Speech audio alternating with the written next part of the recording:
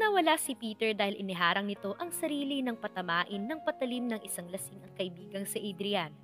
Dinamdam ni Samantha ang pagkamatay ng asawa at namuhi siya ng gusto kay Adrian. Ginawa naman ni Adrian ang lahat para mapunan ang kawalan ni Peter sa mag-inang Samantha at Liam. Siya ang sumugot sa kabuhayan ng mag-ina, ngunit tila hindi pa sapat iyon dahil hindi maalis ang galit ni Samantha sa kanya. Hanggang kailan kaya niya titiisin ang mga panglalait ni Samantha sa kanya at hanggang kailan niya hihintaying matutuhan siyang mahalin ng babaeng kayong namumuhi ito sa kanya. Magandang araw po sa inyong lahat, mga giliw naming tagapakinig. Samahan niyo po sana ako sa isa na namang love story na tiyak na magpapa-inlove sa ating lahat. Mga kwento na magpaparamdam ng pusong sugatan, mga pusong sawi at mga pusong puno ng pagmamahal. Pero bago tayo magpatuloy, kung bago ka pa lamang sa aking channel ay pakilike po ng ating video. Paklik din ang subscribe button gayon din ang bell icon para lagi kayong updated sa mga parating ko pang uploads. Simula sa pagkabata ay magkaibigan na sina Adrian, Peter at Warren. Kaya nang mag-asawa si Peter ay abay nito ang dalawa. Nang magkaanak sina Peter at Samantha ay sina Adrian at Warren ang ninong. Para na silang magkakapatid at malapit na malapit silang tatlo sa isa't isa. Sabi ko na nga ba't inuman na naman ang kahantungan ng pagkikentuhan ninyong tatlo? Wika ni Samantha nang magpabili si Adrian ng isang case na beer. Pasensya na Mare. Alam mo naman nalibangan na naming tatlong uminom ng konti kapag ganitong magkakasama kami. Hinging paumanhin agad ng binata kay Samantha.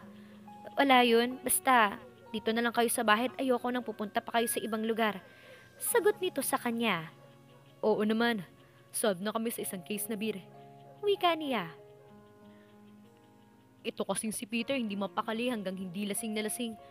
Nang minsang makipag-inuman yan dyan sa kapitbahay namin nagpunta pa sila sa resto bar. Parang nagsusumbong na sabi nito sa kanya habang hinihintay nila si Warren na siyang bumili ng beer at pulutan. Ikaw naman pala may kasalanan pare. Wika niya kay Peter dahil binanggit na sa kanya ng kaibigan na may tampuhan ang mga ito. Hindi kasi ako maintindihan ng kumari mo. Hindi ako nakatanggi kay Warren nang iyakagin niya ako sa resto bar. Katwiran ni Peter. Lasing ka na't hindi na dapat dumadayo sa ibang lugar ng isang lalaking nakainom. Malapit ka sa gulat, iniingatan lang kita kaya ayokong aalis ka kapag lasing. Katwiran naman ni Samantha. Pare, tama si Samantha. Malapit ka sa disgrasya at dapat mong ingatan ng sarili alang-alang sa pamilya mo. Payo niya sa kaibigan. Hayaan mo na't di na mauulit. Sabi ni Peter sa asawa. Adrian, pare narinig mo sinabi nitong asawa ko. Kapag inulit pa niya ang kanyang ginawa, talagang magagalit na ako. Muling wika nito. Huwag kang mag-alala Mare. Pati ako magagalit din kay paring Peter kapag naulit ang pagpunta niya sa isang lugar ng lasing. Nagkasundo ang mag-asawa at naging masaya sila sa kanilang pag-iinuman. Lasing ka na naman. Sita ni Elena sa bunsong anak. Ma, nagkatuwaan lang ho kami ng mga kumpare ko. Sagot ni Adrian sa ina. Nagkatuwaan? Araw-araw na nagkakatuwaan kay mga kaibigan mo kaya hindi ka nakakaipon. Sermon ng ina sa kanya. Binata ho ako, kaya hindi maiiwasan akong gumastos kapag nagkakatuwaan kami ni na Peter at Warren. Adrian, matuto kang mag-ipon ng pera para kapag nag-asawa ka ay mayroon na kayo mapagsimulan sa isang maliit na negosyo. Hindi pwede na palagi ka nalang ganyan. Walang direksyon ng buhay mo at wala kang alam kung hindi ang gumastos. Hayaan niyo simula sa susunod na sweldo ko ay mag-iipon na ako ng pera sa bangko. Pangako niya sa ina. Dapat lang, hindi naman para sa akin ang ipunin mo, kundi para sa kinabukasan mo. Magpapahinga na ho ako at may trabaho pa ako bukas. Paalam ng binata sa ina. Tulog agad si Adrian paglapat pa lang ng likod niya sa kanyang kama. Kinabukasan ay maaga siyang pumasok sa kanyang trabaho. Pero nauna pa rin sa kanya si Warren dahil 5 AM to 2 PM ang schedule nito. Para kang di nalasing kagabi ah. Bati ni Adrian kay Warren habang nagsusupervise siya sa mga pabrikante. Kailangan kong gumising at pumasok ng maaga dahil factory worker lang ako. Di katulad mo na supervisor. Kaya kahit nasing at masakit ang ulo ay tuloy yung trabaho. Sagot ni Warren sa kanya. Si Peter, dumating na ba? Tanong niya kay Warren habang hinahanap ng kanyang mga mata ang isa pa nilang kaibigan. Kanina pa rin yun, kasabay ko. Nasaan na kaya yun? Muling sabi niya bago iniwan si Warren sa pwesto nito para tingnan ang trabaho ng iba pang mga factory worker. Nakasalubang ni Adrian si Peter. Galing ito sa CR. Pare, mag-undertime ako. Pinagpapawisan ng malapot na sabi ni Peter sa kanya. Bakit? May problema ba? Masama ang tiyan ko eh. Ganun ba? Sandalit gagawa ko ng sulat. Ipakita mo na lang to sa gwardiya para palabasin ka. Wika niya habang gumagawa ng kapirasong sulat. Salamat pare. Ikaw nang bahala magpa-alarm sa management sa nangyari. Bili ni Peter sa kanya bago nagmadaling umalis. Napailing na lang si Adrian. Pagdating ni Peter sa kanilang bahay ay pinainom agad ito ng gamot ni Samantha. Pero hindi na ampat ang pag-CR nito, kaya nakadama na siya ng pag-aalala para sa asawa. Peter, kailangan magpatingin ka na sa doktor. Maghapon ka ng ganyan. Baka matuyuan ka ng tubig sa katawan. Nag-aalalang sabi ni Samantha. Wag na. Wala tayong pera ibabayad sa doktor at wala rin tayong pambili ng gamot. Sagot ni Peter sa kanya habang nakangiwi ito dahil sa sakit ng tiyan. Tatawagin ko na si Adrian at Warren.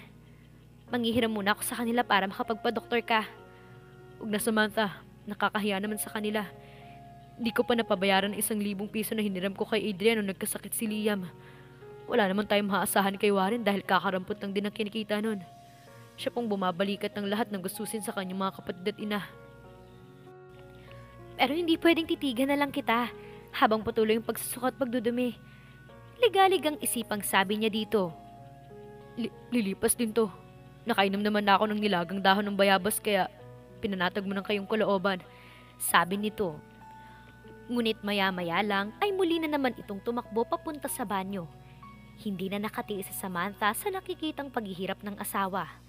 Mabilis siyang nagpunta sa kalapit na tindahan at tinawagan niya si Adrian. Bakit hindi mo ko tinawagan kaagad?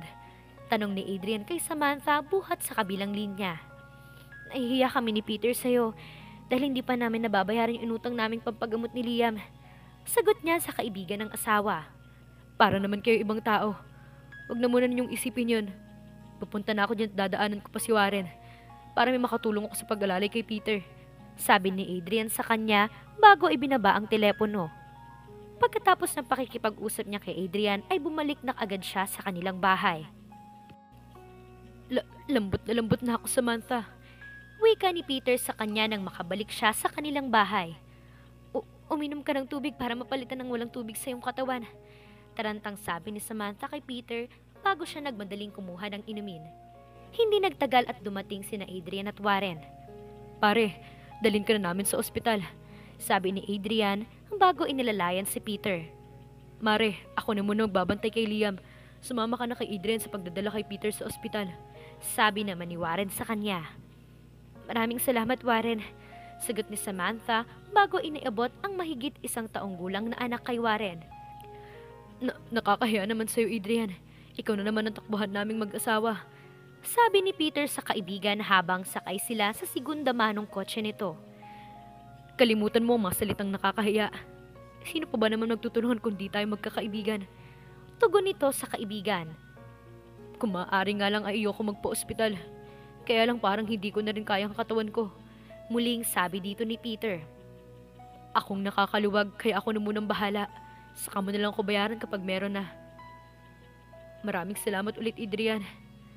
Kung wala ka, hindi ko alam ang gagawin ko. Nakahinga ng maluwag na wika dito. Okay lang yun. Makaraan pa ang ilang sandali ay nakarating sila sa ospital. Nilagyan ng dextrose si Peter at pinainom din ito ng mga antibiotic na panlaban sa bakterya na nasa loob ng katawan nito. Mabutin lang, di malalang kalagayan ni Peter. Bukas ay makakalabas na rin siya. Sabi ni Adrian kay Samantha habang tulog na tulog ang kanyang asawa. Pero malaki pa rin ang babayaran dito sa ospital.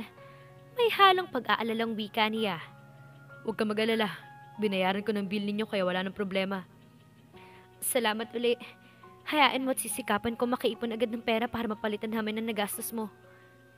Hindi naman ako nagmamadali sa paniningil. Alam ko naman nagipit din kayo dahil maliit lang sinisweldo ni Peter. Iyan ang isang malaking problema namin. Lapit nang matapos ang kontrata ni Peter sa pabrika at kailangan naman niya maghanap ng ibang trabaho. Biglang nakadama ng kalungkutang wika ni Samantha sa binata. Pasensya na kayo. Wala akong magawa para ma-regular si Peter. Wala kang dapat na ihingi ng paumanhin sa amin, Adrian. Kami ang dapat na magpasalamat sa'yo dahil kahit 6 na buwan ay nagkaroon si Peter ng permihang trabaho. Wika niya dito sapagkat ito ang nagpasok sa kanyang asawa sa pabrika. Marami pa silang napagkwentuhan hanggang sa lumipas ang buong magdamag. Hindi sila iniwan ni Adrian hanggang sa makalabas ng ospital ang kanyang asawa. Tawagin niyo lang ako kapag may problema. Bilin ni Adrian sa mag-asawang Peter at Samantha bago sila umalis. Malaki na naman ang nagastos mo. Napapailing na sabi ni Warren kay Adrian habang pauwi silang dalawa. Talagang ganun. Akong may pera kaya natural lang tulungan ko sila. Hindi ba't ganun din naman ang gagawin mo kung may pera ka? Sagot ni Adrian sa kaibigan. Oo naman. Hindi ko rin naman sila matitiis.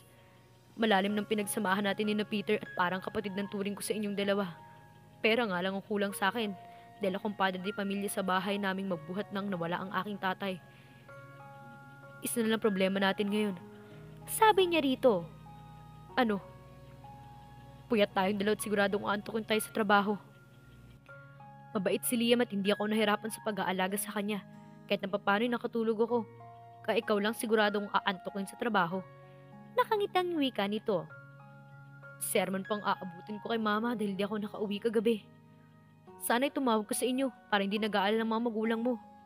Nawalan na ako ng pagkakataon. Di ko naman kasi maiwanang nag-iisa si Samantha. Hindi ka naman papaluin ng mama mo, kaya pakinggan mo na lang kanyang sermon. Nang aasar na wika ni Warren. Hindi nga nagkamali si Adrian. Sermon ang kanyang inalmusal pagdating niya sa kanyang bahay. Bihira kang bata ka. Hindi mo ba naisip na hindi ako makatulog bunga ng matinding pag-aalala hanggang di ka dumating?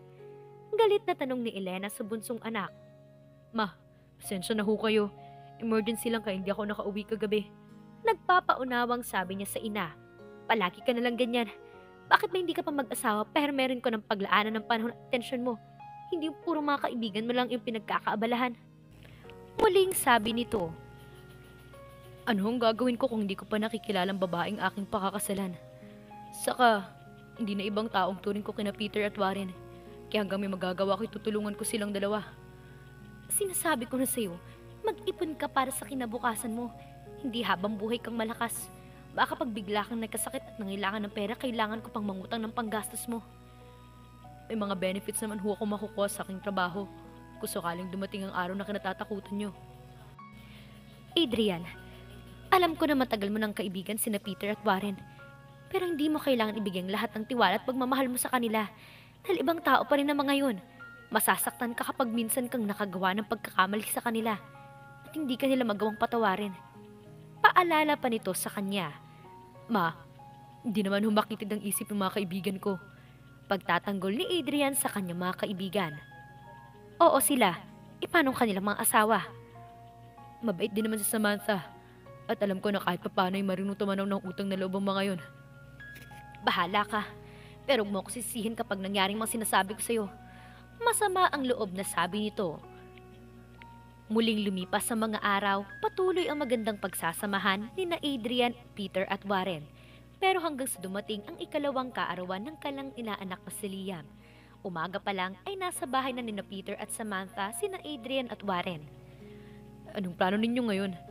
Tanong agad ni Adrian sa mag-asawa. Magluluto pa lang ako ng 1 kilong pansit para meron tayong pagsaluhan pagkatapos naming magsimba. Si Samantha ang sumagot sa tanong ni Adrian. Tama na muna yun. Gipit na gipit kami ngayon eh. Sabi naman ni Peter. Nakakalungkot naman yata kung di magkakaroon ng kahit ilang bisitang inaanak namin. Sabi naman ni Warren. Bibili ako ng 3 kilong baboy at ricado sa minudo. Sasagutin ko na ng 3 case ng soft drinks at ang tinapay para maging masayang birthday ni Liam. Sabi ni Adrian sa mag-asawa. Sagot ko naman ng sopas at ganoon na rin 2 galon ng ice cream. Wika ni Warren. Nakakahiya naman sa inyo. Pati ba naman handa sa birthday ng anak ko ay kayo pa rin ang gagastos? Nahihiyang sabi ni Peter sa kanila. Inaanak namin si Liam, kaya may obligasyon din kami sa kanya. Wika ni Adrian. Siya nga naman. Ayon ni Warren sa kanyang sinabi. Bibihisan ko lang si Liam. Pagkatapos ay magsisimba na kami mag-iina. Sabi nito sa kanila. Sasama na kami, sama-sama na tayo sa pamimili. Ibibili ko tuloy ng bagong damit ang inaanak ko para makaporma siya mamaya. Tuwang sabi pa ni Adrian. Sama-sama nga silang nagsimba at pagkatapos noon ay nagtungo sila sa isang supermarket. Pare, huwag ka nang bumili ng alak. Pigil ni Peter kay Adrian nang makita nito na kumuha siya ng 2 bote ng imported na alak. Para sa atin lang mga to. Yun ay para lalong maging masayang celebration ng birthday ni Liam. Pagkagaling nila sa supermarket ay magkakasama na silang umuwi sa bahay ng mag-asawa. Samantha, mag-imbita ka ng mga kapitbahay ninyo. Marami naman tayong lulutuin at di natin mauubos ang mga to. Wika ni Adrian kay Samantha. Mga bata na lang sinabihan ko na pumunta mamayang 2:00 ng hapon. Tama na yun. Mahirap na. Baka magpuntahan pa dito mga kapitbahay na yung manginginom ay mapasubo ka pa sa gastos. Sagot nito sa binata. Okay lang. Basta para sa inaanak ko. Tugon nito sa kanya. Ay nako Adrian. Masyado kang galante. Baka wala kang naiipon para sa pag-aasawa mo. Parang nanay na sermon niya rito. Talagang ganyan ang mga binata. Hindi nangihinayang sa panggastos ng pera lalo na kung malaking kinikita. Pabirong sabi ni Warren nang marinig ang sinabi ni Samantha kay Adrian. Wala pa kasing pinaglalaanan ng pera si Adrian kaya galante. Pero kapag nagkaroon na yan ng asawa ay siguradong limitado na ang panggagasta. Siyempre, may commander na nga hawak ng kanyang sweldo. Muling sabi ni Warren.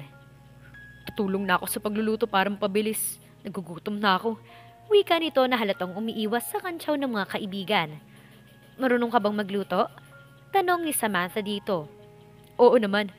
Kahit lalaki ako hindi pa rin ako nakaligtas sa maigpit na pagtuturo ni mama ng pagluluto. Sagot nito sa kanya. Mabuti ka pa't marunong magluto. Samantalang tong asawa ko ay walang alam kung hindi kumain. Napapailing na sabi ni Samantha. Aray, ako na naman ang nakita mo. Reklamo ni Peter. Totoo naman ang sinabi ko, kahit nga pritong itlog ay hindi mo alam lutuin. Bueno, kayong dalawa ni Warren na mag-ayos ng mesa at mga upuan. Kaming dalawa naman ni Samantha ang magluluto. Natatawa na wika ni Adrian. Humanga si Samantha kay Adrian sa bilis nito sa paggawa sa kusina. Ngayon lang siya nakakita ng lalaki na sanay sa lahat halos ng bagay na may kinalaman sa pagluluto. Aswerte magiging asawa mo dahil sanay ka sa mga gawaing pangkusina. Hindi nakatiis na sabi niya dito habang panay ang halo nito sa nilulutong ulam, habang nakasalang sa kabilang burner ang nilulutong sopas. Maswerte ka rin naman kay Peter. Mabait siya at masipag. Sinabi mo pa. Kapag nagmamahalan ng 2 tao ay nakakayang pagtiisan ng lahat. Maging ang kapintasan ng bawat isa ay napagtatakpan ng pagmamahal. Sabi nito na para bang marami ng karanasan sa pagmamahal. Tama ka, Samantha. Nalibang silang dalawa sa pagkikwentuhan habang nagluluto, kaya madali nilang natapos ang mga dapat gawin. Wala pang 2:00 ng hapon ay nakaredy na ang lahat ng pagkain. Maraming mga bata ang dumating na kasakasama ang mga magulang. O buti na lang pala dinagdagan natin ng pansit at sopas. Kung hindi kukulangin ang handa ni Liam. Pabulong na sabi ni Adrian kay Warren habang nakamasid sila sa mga bisitang nagsisikain. Akalain ba naman natin nabubuhos itong lahat ng mga kapitbahay ni na Peter? Sagot ni na Warren sa kanya sabay bukas nito ng isang bote ng mamahaling alak na kanyang binili. Mamaya na kayo natin yan umpisahan. Marami pang tao. Sabi niya rito. Hindi ito maubos kapag hindi natin ininom. Mabirong sagot nito sa kanya sabay salin ng alak sa bagong tagayan nila. Hindi pa natin makakasalo si Peter. Marami pang bisitang kanilang inaasikaso. Di mabuti. Tayo lang ang malalasing. Sagot ni Warren sabay inom ng alak. Napangiti na lang si Adrian sa mga sagot ni Warren. Nang tagayan siya nito ay hindi na rin niya nagawang tumanggi. Peter, mauuna na kami. Malakas na sabi ni Warren sa kanilang kumpare. Sige, mamaya na lang ako. Sagot naman ni Peter habang karga ang kanilang inaanak. Kumuha si Adrian ng minudo para may mapulutan silang dalawa ng kaibigan. Warren, hindi ba nakakahiya na tayong dalawa lang umiinom gayong marami namang bisitang lalaki sina Peter? Tanong niya dito pagkatapos nilang buhatin sa isang tabi ang kanilang mesa upang hindi makatawag pansin sa mga kapitbahay na lalaki ng kanilang kumpare ang ginagawang pag-inom ng alak. Hindi naman siguro. Wala naman tayong kilala sa mga yan. Kung sa bagay, kibit balikat na sabi niya. Peter, pagsabihin mo naman sina Adrian at Warren na wag munang mag-inom. Wika ni Samantha sa asawa. Nakakahiya naman pagbawalan ng mga yun. Di mo naman sila pagbabawalang uminom. Sabihin mo lang na mamaya na kapag kukunti ng mga bisita. Alam mo naman na manginginom din sina Waldo at Armand at ayoko makainuman ninyo sila. Muling wika ni Samantha sa asawa. Di naman siguro makikinom sina Arman at Waldo sa kanila dahil di naman magkakakilalang mga yun. Kahit na, kinakabahan pa rin ako. Parang hindi mo alam kung gaano kakapal ang mukha ng dalawang yan. Nakita mo nakapunta sila dito nang hindi naman iniimbita. Huwag ka magpanik. Aalis na din ang mga yan pagkatapos kumain. Pasaway at mahilig sa gulo sina Armand at Waldo, kaya umiiwas ako sa gulo. Samantha, wala ka namang dapat na ikatakot dahil hindi sila aaloking uminom ni Warren at Adrian. Kahit ano pang sabihin ni Peter sa kanya ay hindi maalis ang kaba ng kanyang puso. Kilalang kilala niya ang ugali ni na Armand at Waldo at natakot siya na gumawa ng gulo ang dalawa kapag nakainom.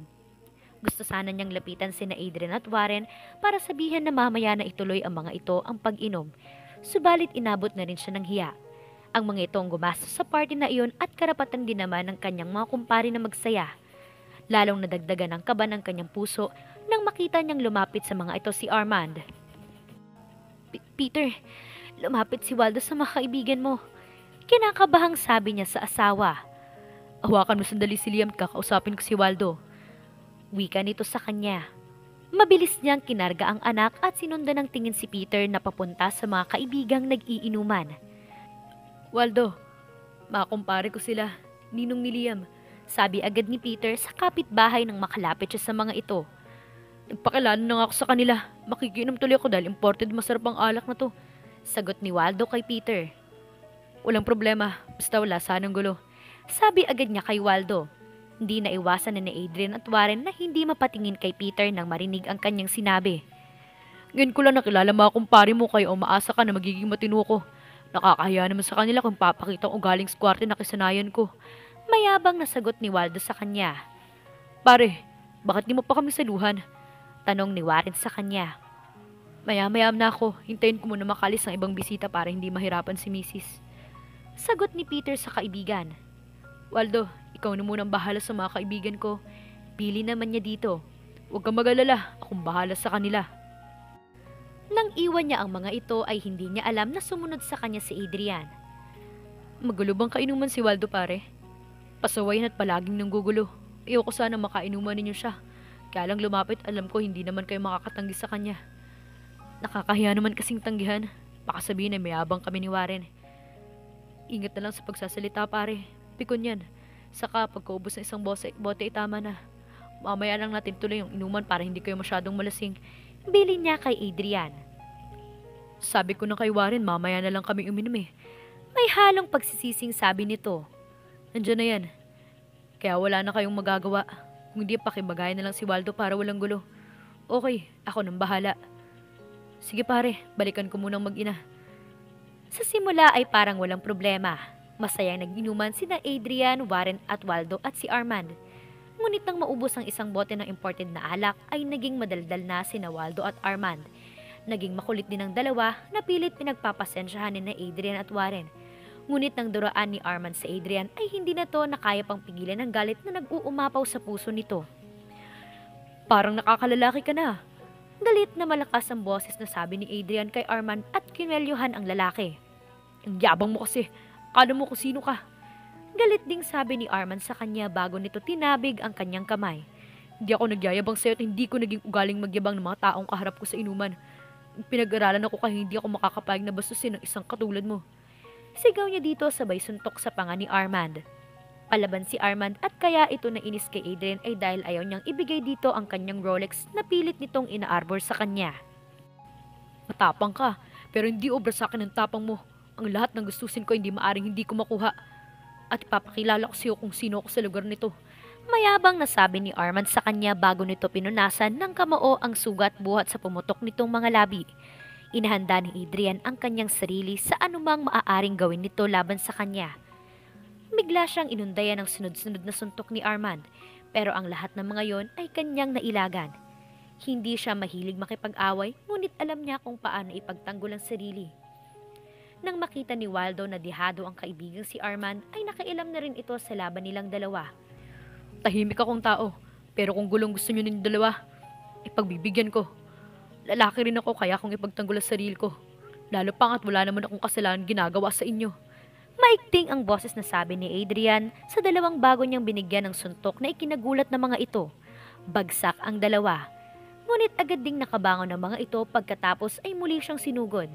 Tinamaan siya ng kaliwang tadyak ni Waldo nang hindi niya ito napansin at natuon kay Armand ang kanyang atensyon. Peter! Warren! Awatin niyo sila!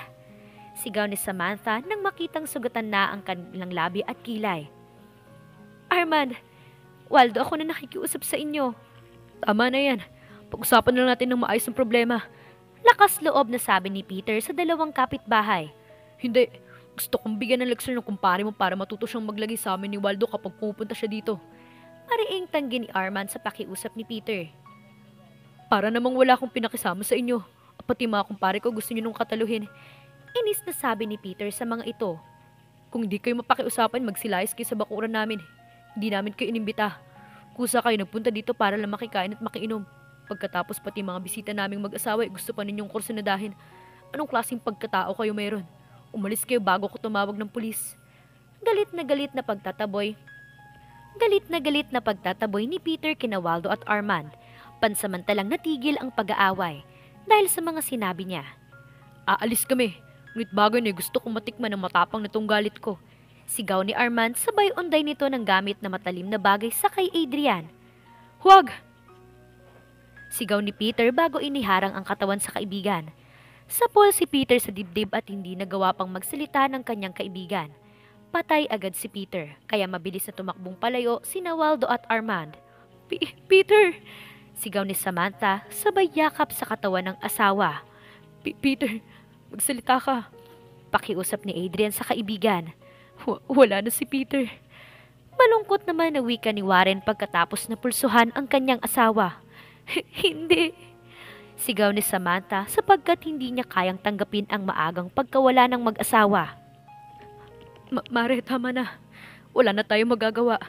Alo ni Adrian sa kanya. Hindi pa patay ang asawa ko. Dali natin siya sa ospital. Umiiyak na sabi nito. Samantha, wala na si paring Peter. Pakiramdaman mo mabuti. Di na siya humingat, di na rin tumitibok ang kanyang puso. Malungkot na sabi ni Warren sa kanya. Pinakiramdaman nga niyang mabuti ang pagtibok ng puso ng asawa at napatunayan niya na wala na nga si Peter. Peter, paano na kami ng anak mo?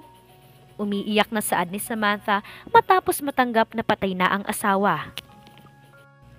Mare, dumating ng albulansya. Tinawag ng kapitbahay ninyo.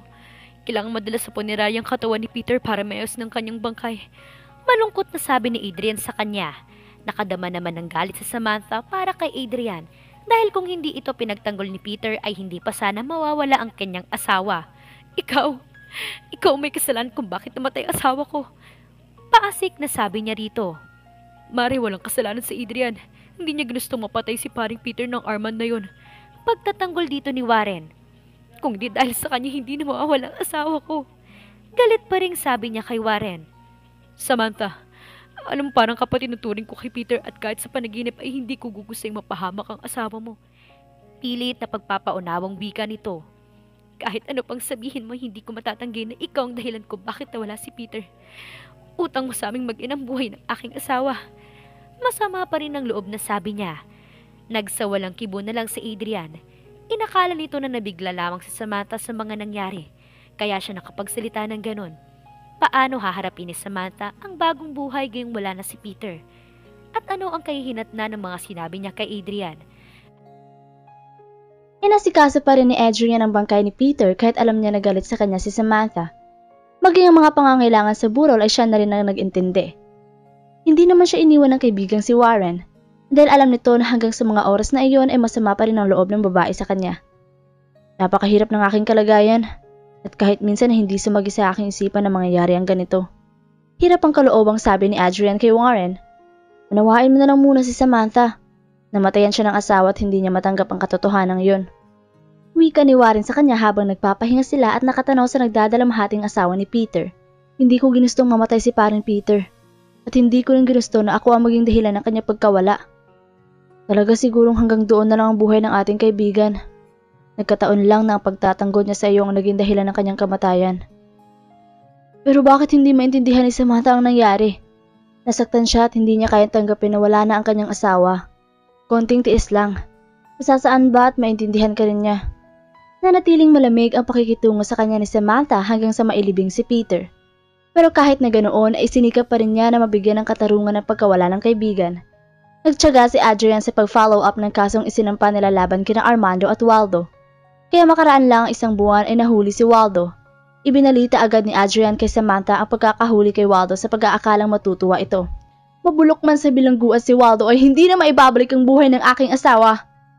Matalas pa rin ang mga pananalitang sabi ni Samantha kay Adrian matapos itong ibalita sa kanya ang pagkakulong ni Waldo. Pasensya ka na, naabala pa kita. Ang akala ko kasi matutuwa ka kapag nalaman mo na nakakulong na ang isa sa dahilan sa pagkawala ni Peter. Hinging paumanhin ni Adrian sa kanya. Wala na ang asawa ko. At kahit ano pang gawin mo, hindi mo na siya mababalik sa akin. Matari na sagot ni Samantha dito. Noong nabubuhay pa ang kanyang asawang si Peter ay maganda ang samahan nila ni Adrian. Ngunit nang mawala ang kanyang asawa dahil sa pagtatanggol sa binata, ay nakadama siya ng labis na galit dito. Mahirap lang sila at tanging pagmamahal ng kanyang asawa ang maituturing niyang kayamanan. Ngunit nang dahil sa utang na loob nila kay Adrian, nagawang ibigay ni Peter ang buhay dito. Utang mo pa rin sa amin mag-ina ang buhay ni Peter. Habang buhay mong babayaran ng pagkakautang na yun. Samantha, anong ibig mong sabihin? Gagampanan mo ang tungkulin ni Peter sa amin at hindi ka maaaring tumanggi. Dahil guguluhin ko ang buhay mo. Wika niya dito. Hindi alam ni Samantha kung saan siya kumuha ng tapang at lakas ng loob para sabihin ang ganoon kay Adrian. Nabigla naman ang binata sa mga narinig, pero hindi ito nagkaroon ng lakas ng loob para tutulan ang kanyang sinabi. Kung ang panggastos niyo ni Liam ang inyong inaalala ay ipanatag mo ng inyong kalooban. Susustentuhan ko kayong mag-ina at lahat ng inyong pangangailangan ay aking ibibigay. Iyon ang alang-alang sa pagkakaibigan naming dalawa ng iyong asawa, at hindi dahil sa utang na sinasabi mo. Kuya mo mga kamaong wika nito. Umalis si Adrian nang walang paalam at daman niya na masama ang loob nito sa kanya. Ngunit hindi siya nakadama ng pagkabahala. Alam niya natutupad ito sa kanilang usapan. Samantha, hindi ba mali na ang ginagawa mo kay Adrian? Tanong ni Aling Maria sa kanya na siya niyang nakakasama sa kanilang bahay simula nang mawala si Peter. Inay, sinaro ni Peter ang bagay na dapat kay Adrian. Kaya dapat nang nabayaran niya ang buhay ng aking asawa sa pinakamahirap na paraan. Ang obligasyon ng saming mag-ina ang maaaring magpahirap sa kanya. Kaya iyon ang dapat niyang gawin. Sagot ni Samantha sa kanyang ina. Naging napakabait ni Adrian sa inyong mga anak. At alam ko na parang kapatid na ang turing niya kay Peter. Hindi mo siya dapat sisihin sa pagkawala ng iyong asawa. Muling sabi nito sa kanya. Nang mawala si Peter, para na rin ako namatay. Kaya hindi ko rin dapat papayagang lumigaya si Adrian. Habang buhay niya kaming pagsisilbihan ng aking anak. At gustuhin ba niyang mag-asawa ay hindi niya magagawa. May ngiti na tagumpay sa mga labing sabi niya sa ina. Samantha, walang nagawang kasalanan si Adrian sa iyo. Kaya hindi tama ang gagawin mong yan. Inay, pabayaan niyo na lang ako. Maraming kabutihang nagawa si Adrian, pero ang lahat ng kabaitan at pagtulong na ginawa niya sa inyo ay binaliwala mo nang dahil lamang sa pag-aakalang siya ang may kasalanan sa pagkawala ng inyong asawa. Lahat ng tao ay may takdang panahon na pananatili dito sa mundo, at nagkataong sa ganoong paraan na wala si Peter. Inay, tigilan niyo na nga ho ang pagsisermon sa akin, dahil wala ring mangyayari. Ikaw ang bahala kung ayaw mo makinig sa akin, anak. Sana lang ay hindi bumalik sa iyo ang ginagawa mong yan. Halatang galit na wika ng kanyang ina. Inay, bakit ba parang kinakampihan niyo pa si Adrian kaysa sa akin na sarili niyong anak? Wala akong kinakampihan, sinasabi ko lang kung ano ang tama. Ako ang namatayan ng asawa nang dahil sa kagagawa ng mga taong walang pakundungan sa damdamin ng kanilang kapwa. Kaya hindi niyo ako dapat nahusgahan. Hindi na ako makikialam. Gawin mo ang iyong kagustuhan. Ngunit huwag kang iiyak sa akin kapag nakamit mo na ang karmang nakalaan sa iyo. Ipinagkibit balikat lang ni Samantha ang sinabi ng kanyang ina. Nabubulagan siya ng labis na pagdadalamhati, kaya hindi na niya alam ang tama at mali. Tama ba ang narinig ko, Adrian? Hindi makapaniwalang tanong ni Warren sa kanya nang sabihin niya dito kung ano ang kabayarang hinihingi sa kanya ni Samantha. Hindi ka nagkakamali ng dinig. Kailangan ko ibigay ang lahat ng mga pangangailangan ni Liam at Samantha. Iyon ang kabayarang hinihingi niya sa akin dahil ako daw ang dahilan kung bakit nawala ang kanyang asawa. Sagot ni Adrian kay Warren. Hanggang kailan mo naman sila susustentuhan? Muling tanong nito sa kanya. Habang buhay. Ano? Hindi na yata tama ang ganun. Talagang hindi tama na ako ang pumasa ng obligasyong naiwan ni Peter sa kanyang mag-ina. Wala naman akong kasalanan sa pagkawala ng ating kaibigan. At sa katunayan ay ako pa nga pursigido para mahuli sina Arman at Waldo. Konsiderasyon ko na lang aabutan sila ng konting tulong. Dahil inaanak ko si Liam at kaibigang matalik natin si Peter. Alam mo naman pala, bakit ka pumayag? Hindi na ako nakipagtalo kay Samantha.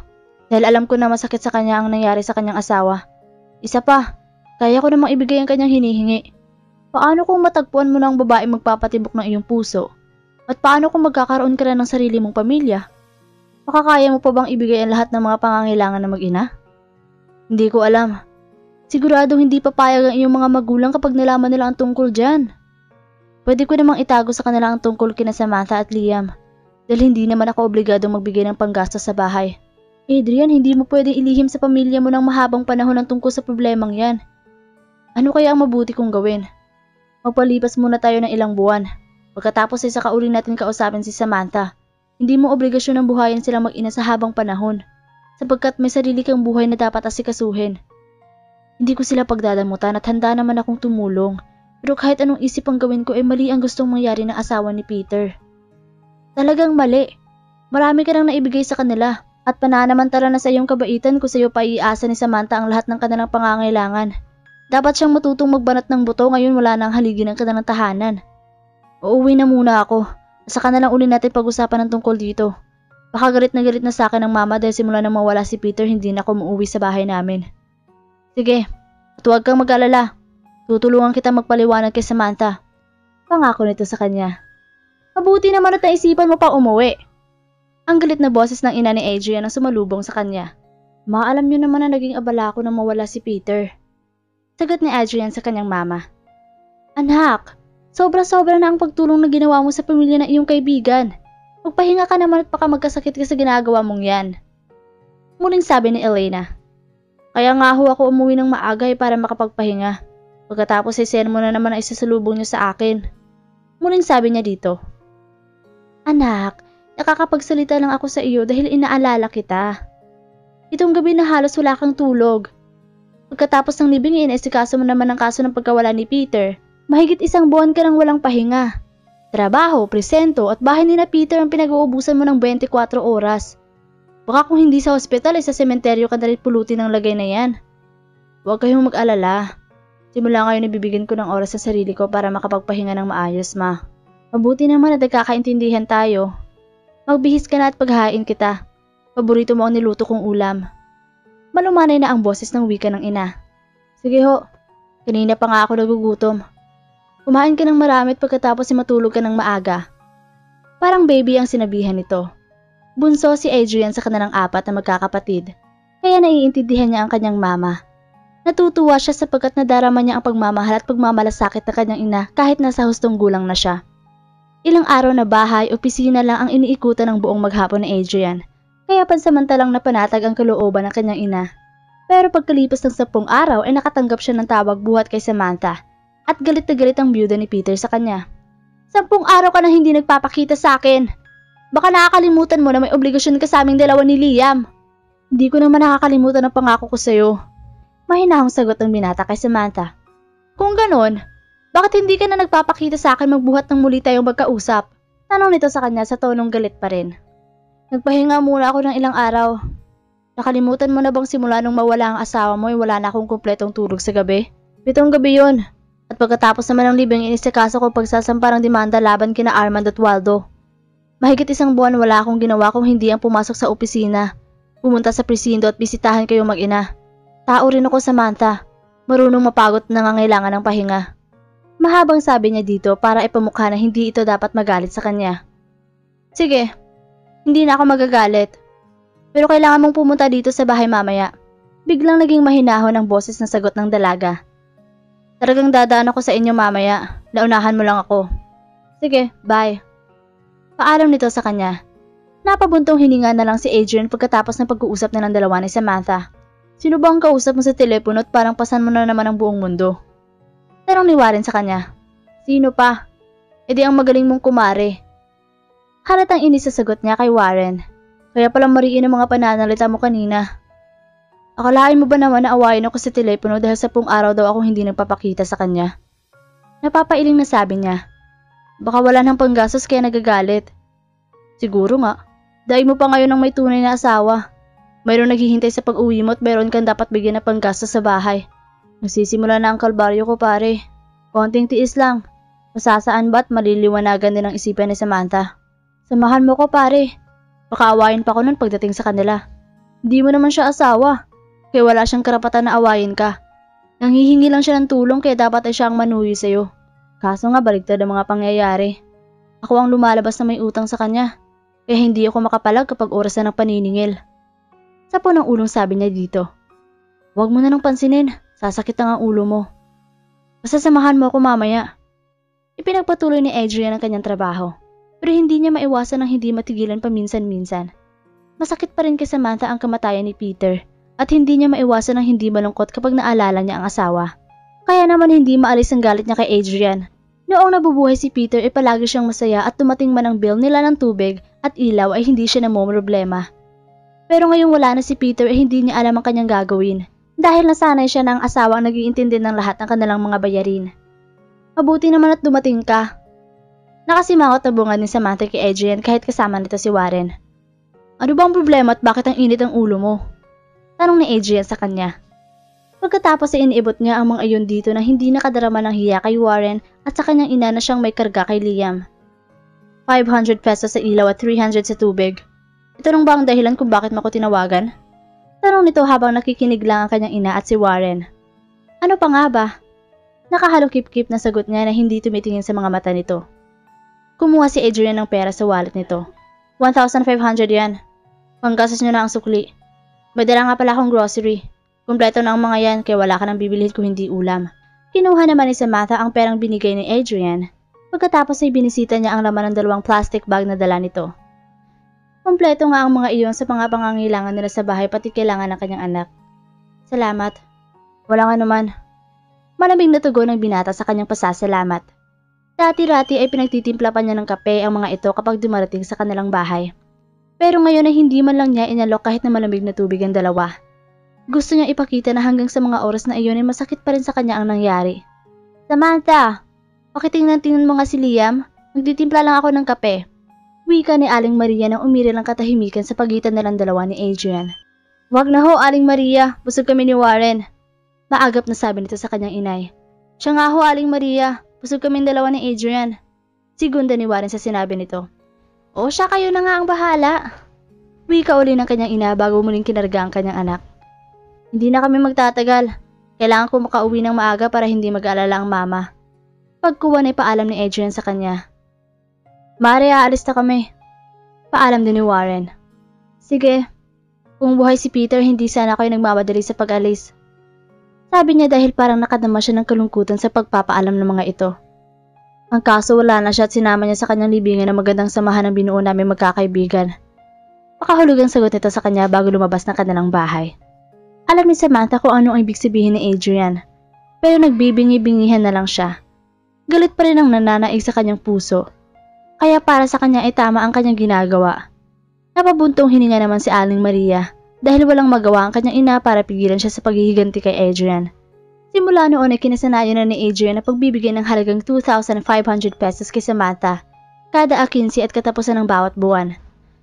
Bukod sa 5,000 sustento niya sa mag-ina buwan-buwan ay siya pa ang bumibili ng bigas at grocery items sa mga ito. Kapag may sira ang gripo sa bahay ni na Samantha ay siya rin ang nagkukumpuni. Ganoon din kapag may tumutulo sa bubong ng mga ito.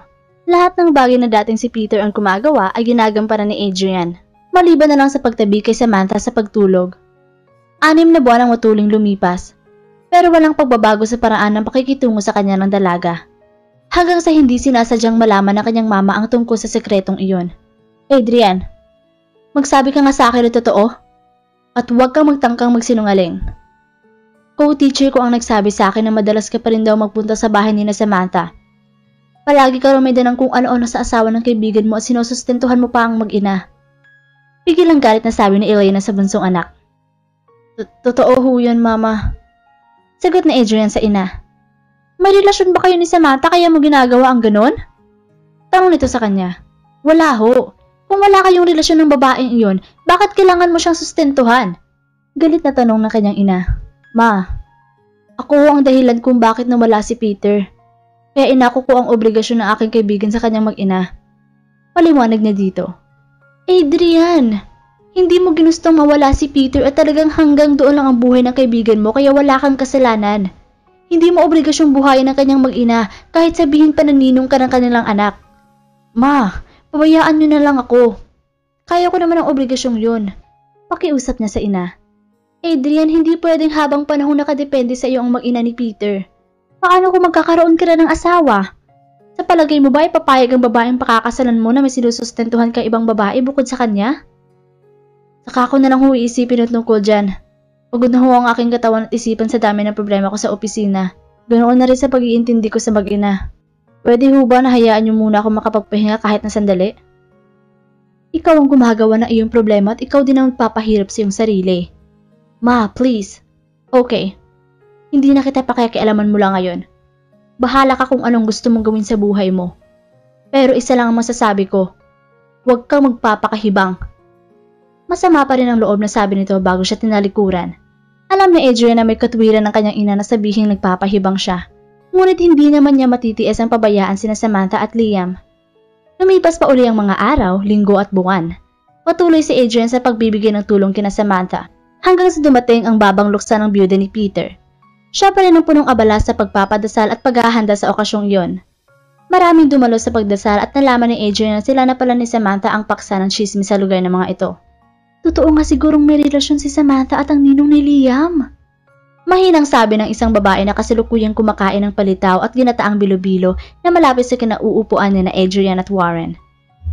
Hindi naman siguro maaari. Sagot ng katabi ng naunang nagsalita. Kung hindi totoo ang hinala nating mga kapitbahay, bakit ang lalaki yun ang gumagastos sa mag-ina? Bakit siya ang gumagawa ng lahat ng mga dating ginagawa ni Peter sa bahay ni na Samantha?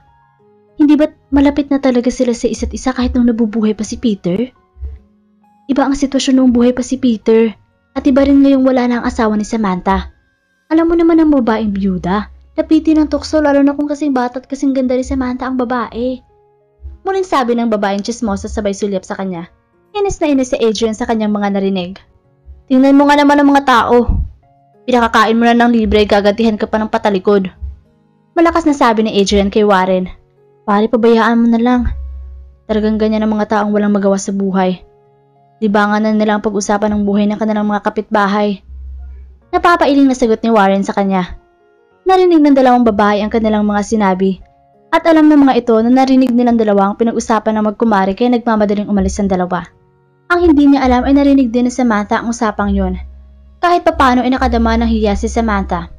Ngayon ay alam mo na kung ano ibinunga na iyong ginawa. Hindi lang yan ang sinasabi ng iyong mga kapitbahay. Dahil marami sa kanilang nagsasabing tinatamad ka maghanap buhay kaya kumuha ka ng sasalo sa iyo. Madalas akong paringgan ng ilan sa kanila kapag naglalakad ako papunta sa sakayan. Hindi ko na lang pinapansin dahil hindi naman ganoon ang motibo mo. Wika ni Aling Maria na halatang masama ang loob sa mga nangyayari. Inay, walang pakialam ang mga kapitbahay ko sa aking buhay. Pabayaan ninyo sila sa pagkwekwentuhan. Nainggit lang ang mga yan dahil mayroong tumutulong sa aming mag-ina. Sagot ni Samantha sa ina. Anak, isang taon nang nakakaraan at kung may kasalanan man si Adrian sa pagkawalan ng asawa mo, ay bayad na yun. Bakit hindi mo pa siya palayain para maasikaso naman niya ang kanyang sarili? Humanap ka ng trabaho para hindi ka umaasa kay Adrian. Muling sabi nito sa kanya. Hayaan niyo at pag-iisipan ko ang bagay na yan. Napakabait ni Adrian. Tingnan mo hindi nagbabago ang pagtingin niya kay Liam. Kahit pa inaabuso mo ang kanyang kabaitan. Wika uli nito sa kanya na makitang naglalaro sina Adrian at ang kanyang anak. Alam ni Samantha na tama ang kanyang ina. Wala nga pananagutan si Adrian sa pagkawala ng kanyang asawa. Pero hindi niya gustong maputol ang ginagawa ng binata sa kanilang mag-ina. Sanay na siya na palagi itong dumarating para bisitahin silang dalawa. Sanay na rin siya na ito ang gumagawa ng lahat ng mga gawaing panlalaki sa loob ng kanilang bahay. Ayaw niya magkaroon ng kaagaw sa atensyon nito at lalong ayaw niya magkaroon ng ibang babae sa buhay ni Adrian. Nagiging sakim siya sa tuwing maiisip niya na isang araw ay darating ang babaeng magmamay-ari sa puso nito. Sapagkat noon pa man ay lihim na siyang humahanga dito. Paghangang matagal niyang itinago sa kanyang puso dahil alam niyang bawal. Nang makaalis lahat ng mga bisita ay lakas loob na kinausap ni Adrian si Samantha. Gusto niyang malaman kung nabawasan na ang galit ito sa kanya sa loob ng isang taong nakalipas. Galit ka pa ba sa akin? Tanong ni Adrian kay Samantha. Hindi na ako galit, pero masama pa rin ang loob ko. Sagot ng dalaga sa kanya. Pwede ba akong magpaalam? Muling tanong ni Dito dahil may mahalagang bagay siyang dapat asikasuhin sa Maynila. Magpaalam? Bakit? Saan ka pupunta? Sa Maynila. Ay asikasuhin lang ako doon. Trabaho ba ang dahilan ng pag-alis mo? Oo. Pero huwag kang mag-alala dahil hindi ko kakalimutan ang obligasyon ko sa inyong mag-ina. Isang buwan siguro kung mawawala at si Warren na muna magdadala ng sustento ko sa inyo ni Liam. Matagal din ng isang buwan. Mabilis ang paglipas ng mga araw, kaya hindi ka dapat mainip. Wala namang magbabago dahil darating ang perang nakalaan para sa inyong mag-ina. Isa pa, gusto kong iwasan ng chismis na kumakalat dito sa inyong lugar. Kaya mas makakabuti kung hindi mo na ako makikita sa inyong mga kapitbahay. Ikaw ang bahala. Sagot nito. Salamat. Kahit papano ay makakahinga na ako ng maluwag ngayong nalaman ko na hindi ka nagalit sa akin. Lingid sa kanyang kaalaman ay nakadama ng kalungkutan si Samantha nang malaman nito na mawawala siya ng isang buwan. Pero wala siyang nahalatang pagbabago sa reaksyon ng mukha nito, kaya inakala niya na maayos na ang lahat. Siya nga pala, ito ang regalo ko kay Liam. Ano to? Bakit hindi mo pa sa kanya ibinigay? Tanong nito pagkatapos sabutin ng envelope na kanyang iniabot dito. Educational plan yan. At ikaw ang dapat na magtatago. Pinangiliran si Samantha ng mga luha nang mabasa rito ang educational plan na hinuhulugan niya para kay Liam. Talagang kinuha ko yan para ihanda ang magandang kinabukasan ni Liam. Makapag-asawa man ako ay wala ka nang aalahanin sa pag-aaral ng inaanak ko. Salamat Adrian. Walang anuman. Obligasyon ko yan kay Liam bilang pangalawa niyang ama. Parang kinurot ang puso ni Adrian na makita ang kalungkutang bumabalot sa buong pagkatao ni Samantha. Lalo na nang tuluyang malaglag ang mga luha nito na inakala niyang luha pa rin ang pagdadalamhati sa pagkamatay ni Peter. Nang makaalis si Adrian ay hindi na napigilan na Samantha ang kanyang kalungkutan. Napaiyak siya ng malakas dahil nararamdaman niya na unti-unti nang dumarating ang kanyang kinatatakutan. Samantha, ano bang nangyayari sa'yo? Bakit ka umiiyak? Tanong ni Aling Maria sa kanya. Inay, pupunta ho si Adrian sa Maynila at isang buwan siyang mawawala. Humihikbing sagot ni Samantha sa kanyang ina. Hindi ba siya magbibigay ng sustento kaya ka umiiyak? Muling tanong nito sa kanya. Wala hong problema sa sustento niya sa aming mag-ina. Ipinagbili na ho ni Adrian kay Warren tungkol doon. Ganoon naman pala. Ano pang iniiyak mo? Nalulungkot ho ko dahil matagal ko siyang hindi makikita. At natatakot din ho ko na baka makilala niya sa Maynila ang babaeng matagal na niyang hinahanap. Ano bang dapat mong ikalungkot at ikatakot? Natatakot ka bang maputol ang tulong na binibigay ni Adrian sa inyong mag-ina kapag nagkaroon na siya ng kasintahan? Hindi ho. Samantha, huwag mong sabihin sa akin na may kakaiba kang damdamin para sa binata. Napayuko siya bilang pag-amin sa hinala ng ina. Anak, hindi tama ang nararamdaman mong yan. Inay, noon pa man na may lihim na akong paghanga kay Adrian. Dahil nasa kanyang lahat ng makatanging hinahanap ko sa isang lalaki. Pero pinipigilan kong aking sarili dahil may asawa kong tao. At pansamantalang nahalin ng galit ang paghangang yun nang mamatay si Peter dahil sa pagtatanggol sa kanya. Kumparin mo siya at masamang tignan kung magkakaroon kayo ng relasyon. Kalimutan mo ang anumang damdaming nadarama mo para kay Adrian.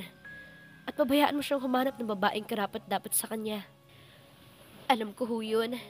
Kaya pilit kong pinaglalaban ang aking damdamin. Ngunit hindi ko maiwasan ng hindi manghinayang. Dahil yun na, nang makilala ko sa Adrian. Hindi ka nakinig sa akin. Nagpabigla-bigla ka sa desisyon mong pagpapakasal kay Peter. At wala kang dapat nasisihin kundi ang iyong sarili. Wika ni Aling Maria sa kanya. Inay, nahunyo akong sumbatan. Hirap na ako sa pagpipigil ng aking nararamdaman. Pakiusap ni Samantha kay Aling Maria bago siya muling napaiyak. Maghanap ka ng trabaho para malibang ang isipan at para makatakas ka sa anino ni Adrian.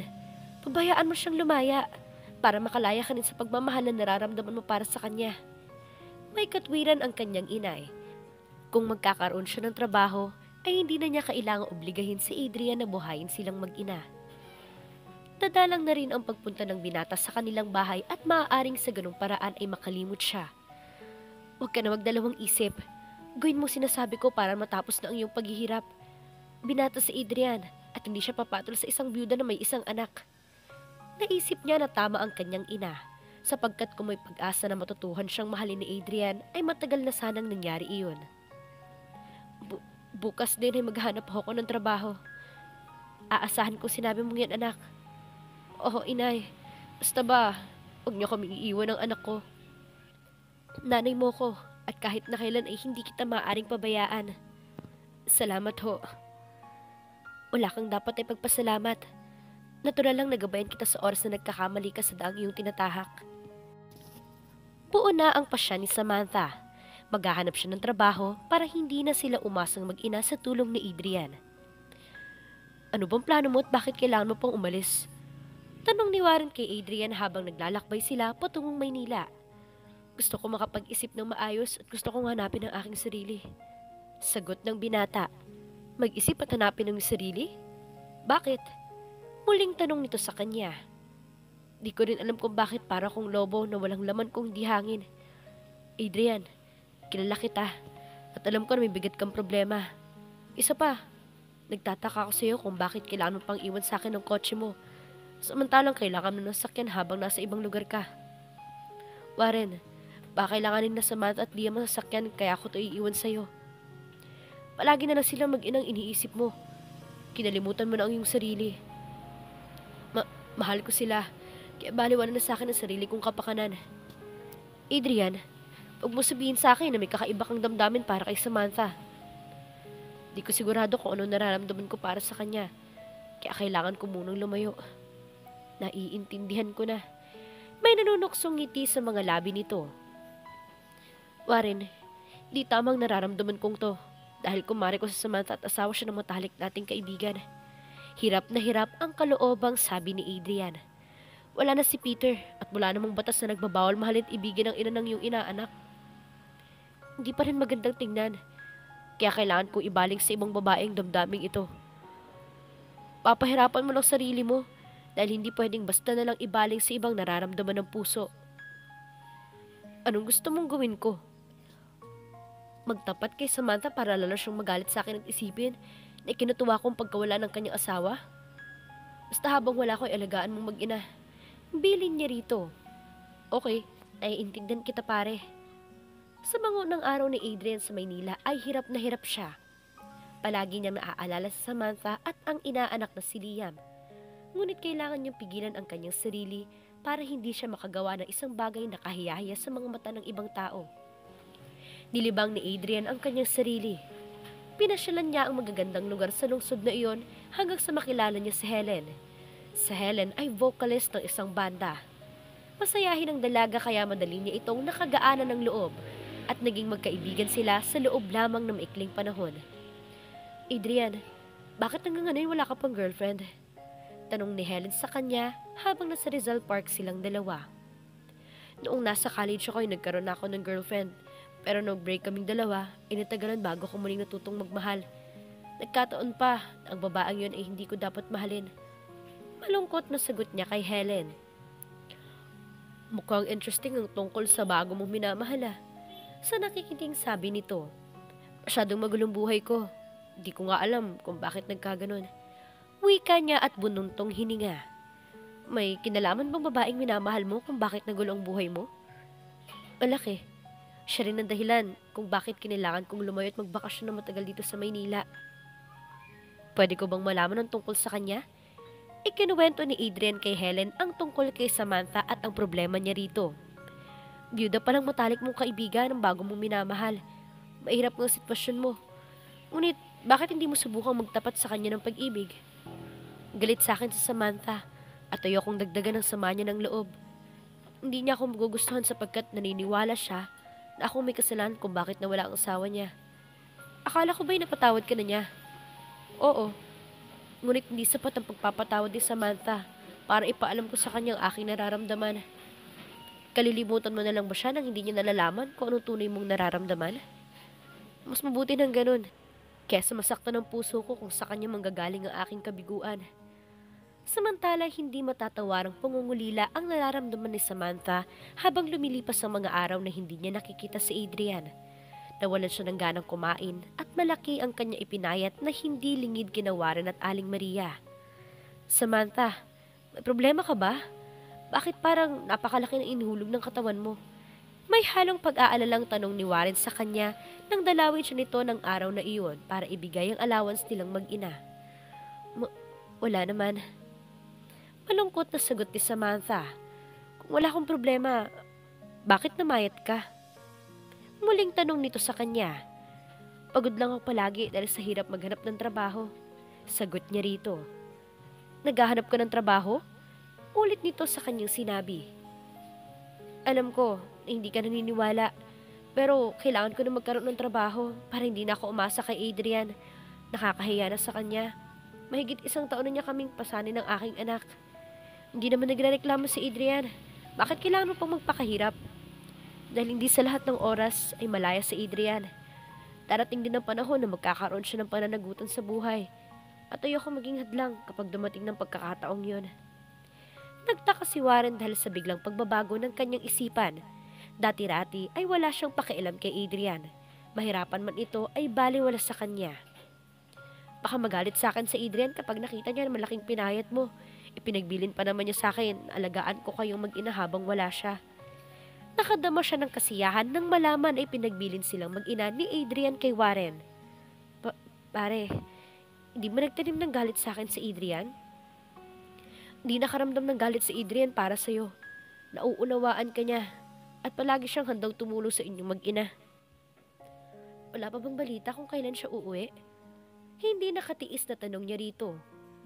1 buwan ang bakasyong hinihingi ni Adrian, kaya 2 linggo pa bago siya umuwi dito sa atin. Bakasyon? Akala ko ba'y trabaho ang dahilan kung ba't siya nagpunta sa Maynila? Ganun bang sinabi niya sa'yo? Oo. Ang totoo ay gusto niyang hanapin ang kanyang sarili dahil para na siyang nahihirapan. Ngunit kahit ganun ang kanyang nararamdaman, hindi naman niya kinalimutan ang obligasyon sa inyong mag-ina. Bigla siyang nakadama ng konsensya. 3 linggo ang matuling lumipas. Ngunit lalo lamang tumindi ang nararamdaman ni Adrian para kay Samantha. Ipinasya niya na magbalik na lang sa lugar nila at harapin ang kanyang problema. Pero hindi naging madali ang lahat dahil nagpilit si Helen na sumama sa kanya. Maganda ang naging samahan nilang dalawa kaya hindi niya ito nagawang tanggihan. Butit di mo ko tinanggihan ngayon, matatakasan ko na ng iye ng syudad. Tuwang sabi ni Helen kay Adrian habang sakay sila ng bus pauwi ng Milagrosa.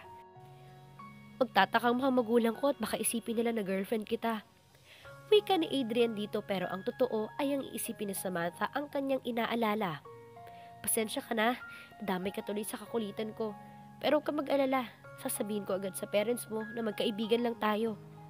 Ano pa nga ba? Alam mo naman na hindi kita matitiis. Dahil kahit papano ay may pinagsamahan na rin tayo. Dumaan muna si Adrian sa kanilang opisina dahil kailangan niya mag-report kaagad. Hindi naman niya inaasahan na nandoon si Samantha sapagkat may inaasikaso rin itong papeles. Bakit nandito ka't sinong kasama mo? Nasasabik na tanong ni Adrian sa dalaga. Ako lang, didala ko yung mga requirements ko para ma-schedule ng aking interview. Sagot ni Samantha kay Adrian habang kay Helen ito nakatingin. Siya nga pala, siya si Helen. Kaibigan ko't magbabakasyon sa bahay. Pakilala niya sa kanyang kasama. Helen, siya si Samantha. Ikaw pala si Samantha? Kumusta ka? Wika ni Helen sa palakaibigang tono. Mabuti. Sige, mauuna na ako sa inyo. May pagmamadaling sabi ni Samantha. Ihahatid na kita. Magre-report lang ako sandali. Pigil ni Adrian dito dahil gusto niya itong makausap ng matagal. Wag na, nagmamadali ako. At saka, may pupuntahan pa ako. Tanggi nito. Sige, pupunta na lang ako sa inyo at dadalhin ko ang aking mga pasalubong kay Liam. Sabi niya kay Samantha kahit mabilis na itong naglakad palayo sa kanilang dalawa ni Helen. Maganda pala si Samantha, pero parang ang suplada niya. Sabi ni Helen kay Adrian nang makalayo si Samantha sa kanila. Talagang suplada ang first impression sa kanya ng kahit na sino na hindi nakakilala kay Samantha. Pero ang totoo ay mabait siya. Naging mataray lang yan nang mawala ang kanyang asawa. Naiwan pansamantala si Helen sa labas ng opisina ng kanilang boss. Pero sandali lang iyon. Maya-maya ay magkasama na sila palabas ng pabrika. Nakasalubong nila si Warren na galing sa kantin. Dumating ka na pala. Bakit hindi mo ko tinawagan para nasundo kita sa Maynila? Bungad sa kanya ni Warren. Maabala pa kita sa trabaho mo kung magpapasundo ko sa'yo pare. Kasama mo ba siya? Tanong ni Warren sa kanya habang kay Helen ito nakatingin. Siya si Helen. Kaibigan ko at nagkakilala kaming dalaw sa Maynila. Pagpapakilala niya sa dalaga. Hi, ako si Warren, best friend Adrian. Pagpapakilala naman ito sa sarili. Hello. Bati ni Helen dito.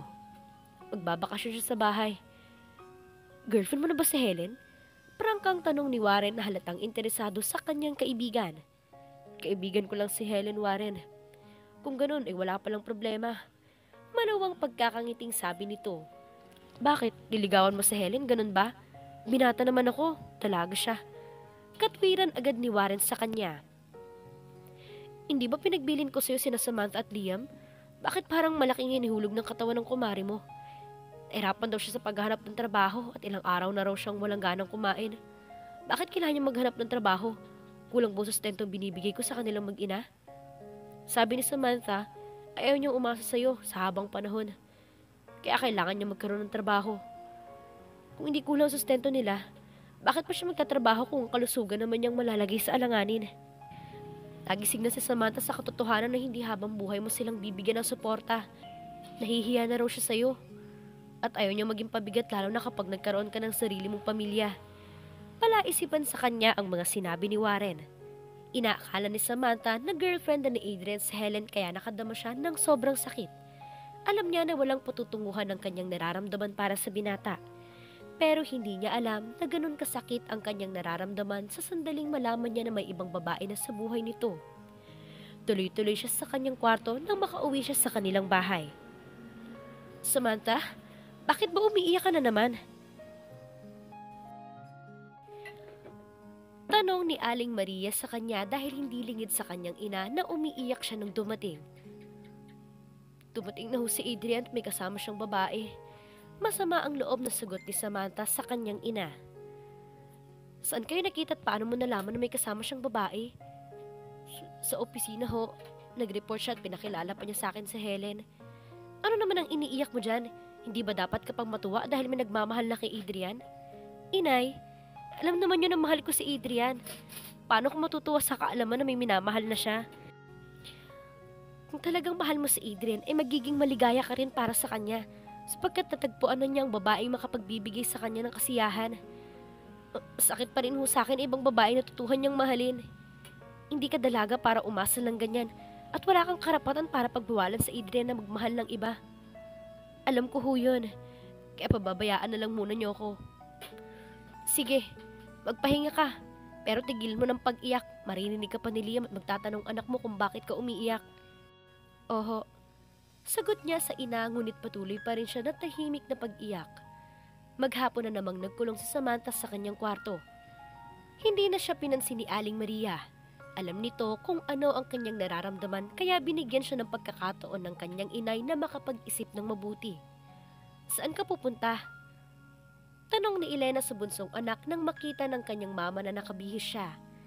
Dadalhin ko ho kay Liam mga pasalubong ko.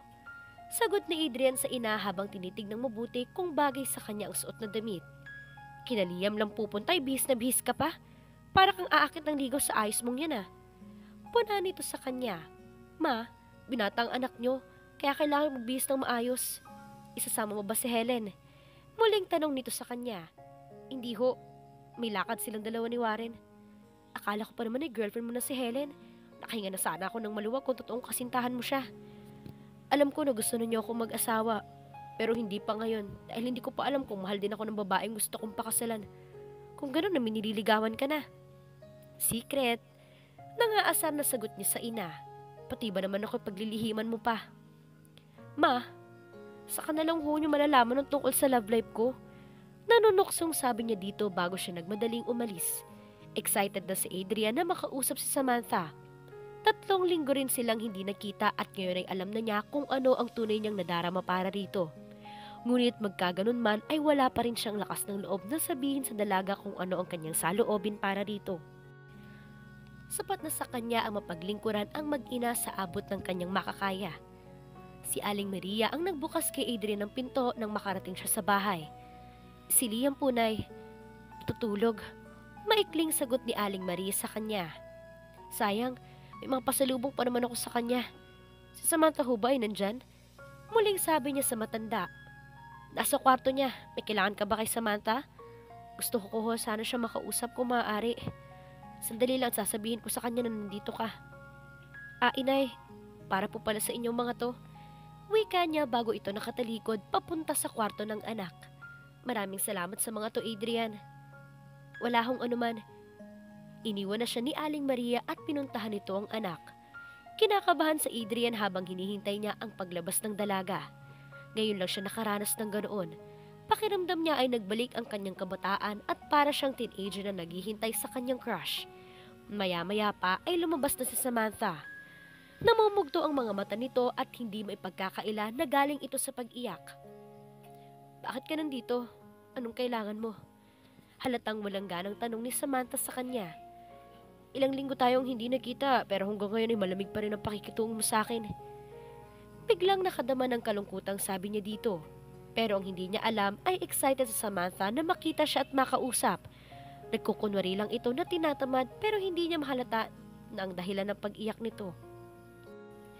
Siya nga pala, pasalubong ko sa inyong dalawa ni Liam. Salamat. Bakit nag-abala ka pa? Ako magalit si Helen sa'yo. Kaibigan ko lang sa Helen kaya wala siyang karapatang magalit sa akin kung gustuhin ko mang magbigay ng regalo sa inyo mag-ina. Hindi ito kumibo, ngunit mula sa puso ni Samantha ay naroon ang pag-asam na sana ay totoo nga na magkaibigan lang sila ni Helen. Bakit namumugtong mga mata mo? Umiyak ka ba? Bakit ang laki na ipinayat mo? At bakit nag-a-apply ka sa trabaho? Sunod-sunod na tanong niya rito. Sumamang pakiramdam ko kanina at napaiyak ako sa sobrang sakit ng aking ulo. Nagkukulang bang sustento ko sa inyo mag-ina at gusto mo pang magtrabaho? Naisip ko lang na hindi ako pwedeng sa'yo umasa habang panahon. Darating ang pagkakataon na mag-aasawa ka at ayoko namang maging dahilan ng pag-aaway ninyo ng asawa mo. Akala ko ba'y habang buhay ako magsisilbi sa inyo, bakit biglang nagbagong isipan mo? Dahil kahit na papaano ay naaalala kong mainitulong mo sa amin nung nagbubuhay pa si Peter. Yun lang bang dahilan? Sa akala mo ba ay may iba pang dahilan? Hindi ko maipaliwanag, pero may kakaibang damdamin ako nasisinag sa iyong mga mata, Samantha. Sagot niya dito habang nakatitig siya sa malungkot nitong mga mata. Sa tulong pa rin ni Adrian ay natanggap si Samantha sa trabaho. Ngunit isa palang malaking pagkakamali ang nagagawa niyang pag-apply sa pabrikang pinagtatrabahuhan ng binata. Lalo lamang silang nagkalapit at lalo lamang siyang nasaktan sa tuwing makikita niya na nasa tabi nito si Helen na tuluyan na ring nanirahan sa Milagrosa. Palagi silang magkasabay sa pagkain ng tanghalian, sapagkat doon na rin nagtatrabaho ang inaakala niyang girlfriend nito. Kumain ka ng kumain para bumalik ang dati mong pangangatawan.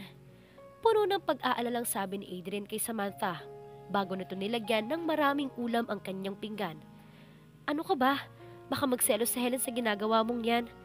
Pabirong sabi ni Samantha sa binata. Huwag kang mag-alala, Samantha. Hindi ako silosa at alam ko naman na dati na kayong malapit sa isa't isa nitong si Adrian. Pakikisakay naman ni Helen sa drama ng binata. Pinakiusapan ni Adrian sina Helen at Warren na hayaan si Samantha sa paniniwala na girlfriend nito ang kasintahan ng matalik na kaibigan.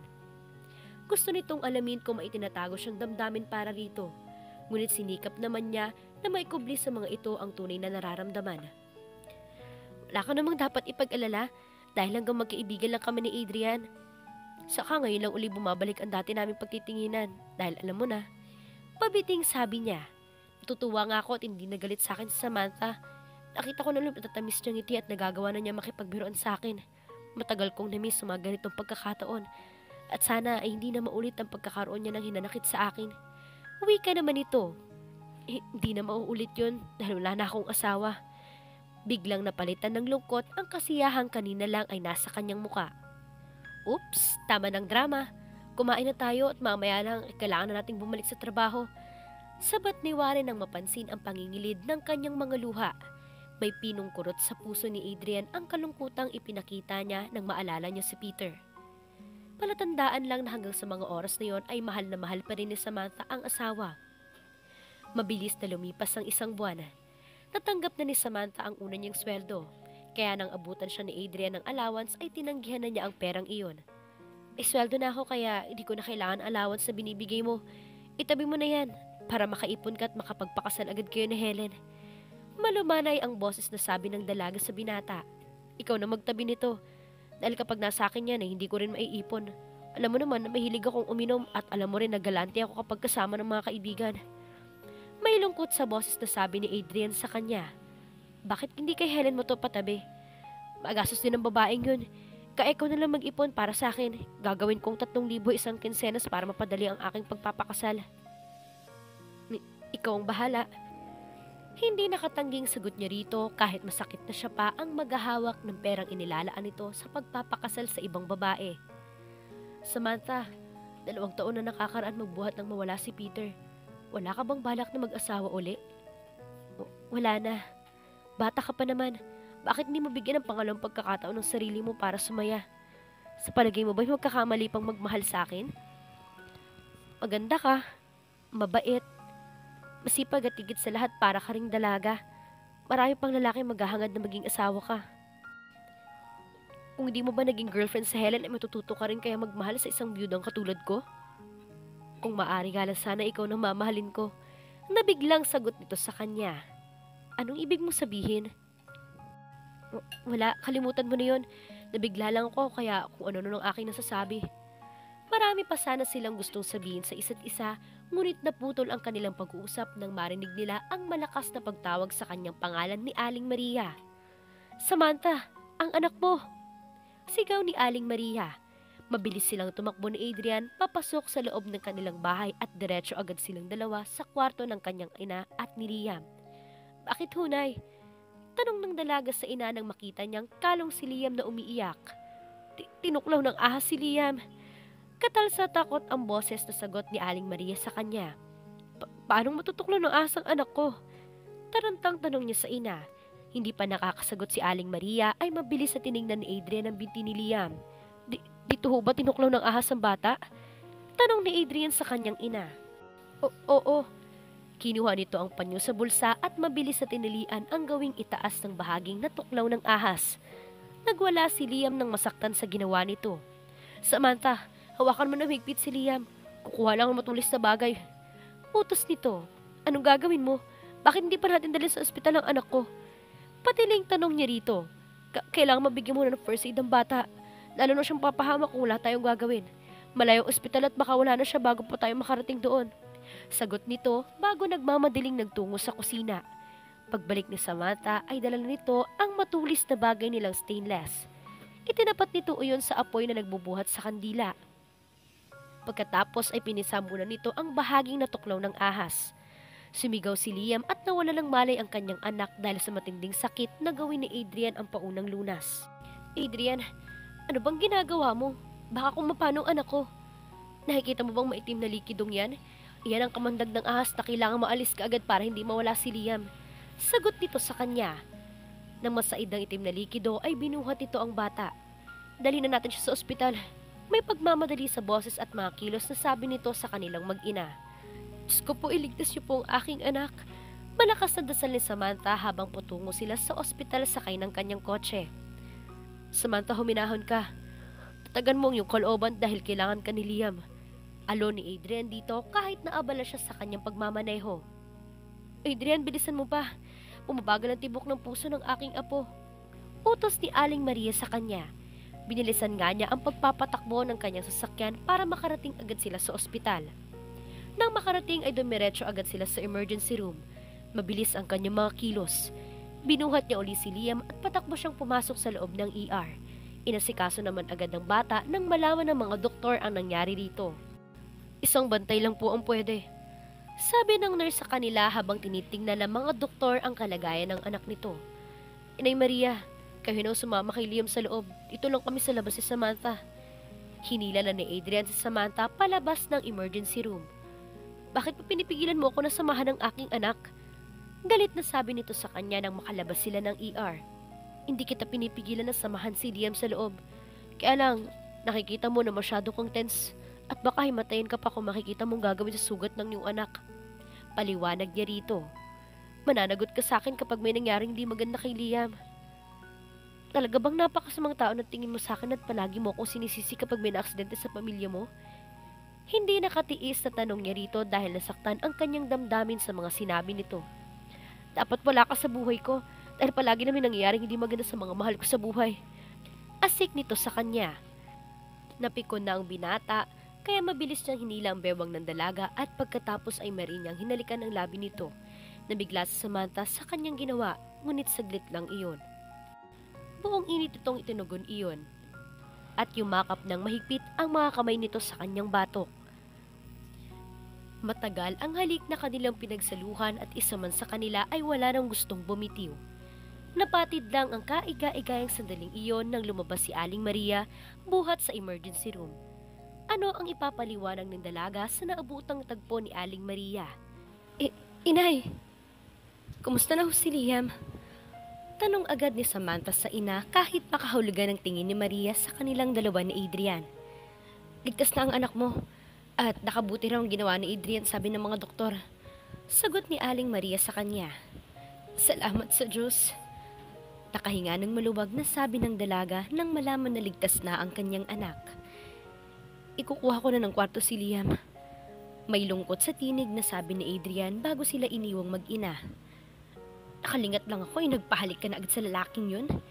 May pigil ng ngiti sa mga labing sita ni Aling Maria kay Samantha. Nabigla ho ako. Hindi ko naman ho inaasahan na halikan ako ni Adrian. Puno ng kaligayahan ang puso na sagot niya sa ina. Ang lagay ba'y nagkakaunawan na kayong dalawa? Hindi ko ho alam. Hindi ba may girlfriend na kamo siya? Iyon nga rin ho ang alam ko. At kaibigan ko pa si Helen. Kung nobya ni Adrian ang Helen na yun, bakit nililikan ka niya? Hindi ko rin ho alam, inay.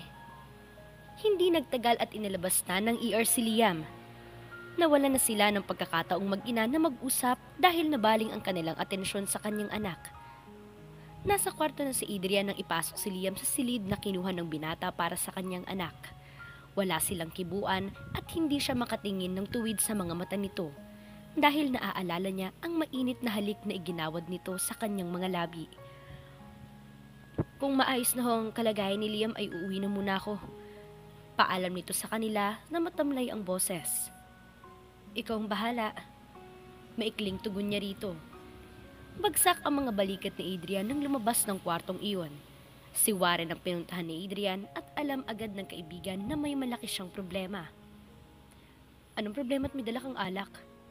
Tanong ni Warren kay Adrian. As usual, si Samantha. Sagot niya sa kaibigan. Ano na naman ang problema mo kay Samantha? Ikinwento niya kay Warren ang nangyari kay Liam. Ganun na rin ang masasakit na salitang sinabi ni Samantha sa kanya na sumugat ng malalim sa kanyang puso. Hanggang ngayon ba hindi ka pa nasanay kay Samantha? Talaga yatang wala siyang pagpapahalaga sa akin. Baliwala sa kanya kahit na masaktan ang aking damdamin. Pero ang sabi mo'y tinugon niya ang halik mo kanina. Ang ibig sabihin nun mahal ka rin niya. Nagkakamali ka. Mahalas ang tingin sa akin ni Samantha. Kaya pipilitin ko siyang kalimutan. Patuloy lang kung masasaktan kung di ko gagawin ng ganun. Parang magwawala ang puso na sabi niya. Akala ko pa naman ay okay na kayo. Hanggang sa pangarap ko na lang siya pwedeng mahalin.